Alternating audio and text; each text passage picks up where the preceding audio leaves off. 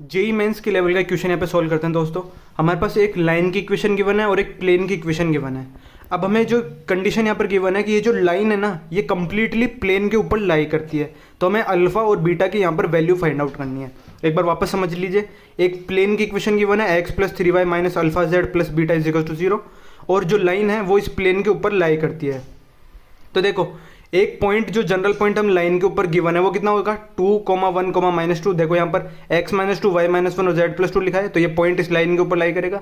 अब ये point line के ऊपर लाई कर रहा है और लाइन जो प्लेन के अंदर लाई कर रही है, इसका मतलब ये पॉइंट प्लेन की इक्वेशन को सेटिस्फाई करेगा, तो इसमें पुट कर देते हैं। तो यहाँ से अल्फा प्लस बीटा में, अल्फा और बीटा में रिलेशन आ गया, 2 अल्फा प्लस बीटा की वैल्यू आ गई -5।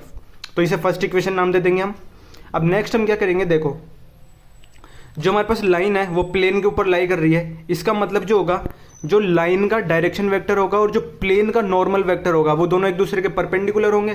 तो इसका जो डॉट प्रोडक्ट होगा वो क्या होगा, हमारे पास 0 होगा। दो परपेंडिकुलर वेक्टर्स का हमारे पास डॉट प्रोडक्ट क्या होता है, 0 होता है। तो देखो, लाइन का डायरेक्शन नॉर्मल वेक्टर लिखते हैं पहले। तो एक जो प्लेन की इक्वेशन है उसमें x की जगह i कैप, y की जगह j कैप और z की जगह k कैप लिख देंगे, कांस्टेंट को हटा देंगे। फिर डायरेक्शन वेक्टर कितना आ गया हमारे पास लाइन का, 3i cap -5j cap + 2k cap, ये निकाल सकते हैं आप जो लाइन के डिनोमिनेटर्स हैं। फिर डॉट प्रोडक्ट को 0 कर देंगे, तो अल्फा की वैल्यू आ गई हमारे पास -6। और इसी तरह से अल्फा जो फर्स्ट इक्वेशन थी ना हमारे पास, उसमें अल्फा की वैल्यू को पुट कर दीजिए, तो बीटा की वैल्यू कितनी आ जाएगी हमारे पास 7। तो हमें अल्फा कॉमा बीटा निकालना, तो ये कितना हो गया -6, 7, और यही इस क्वेश्चन का आंसर हो गया। ऑप्शन डी हमारा करेक्ट आंसर हो गया। एक बार वापस मैं आपको समझा देता हूँ। सबसे पहले हमने जो पॉइंट, जनरल पॉइंट, जो एक पॉइंट होता है हमारे पास लाइन का, वो क्या होता है 2, 1, -2। यहाँ देखो जो x के सब्ट्रैक्ट में लिखा हुआ है लाइन के इक्वेशन में, उसे प्लेन में पुट कर देंगे, तो अल्फा और बीटा में एक रिलेशन आ जाएगा, 2 अल्फा - बीटा = -5।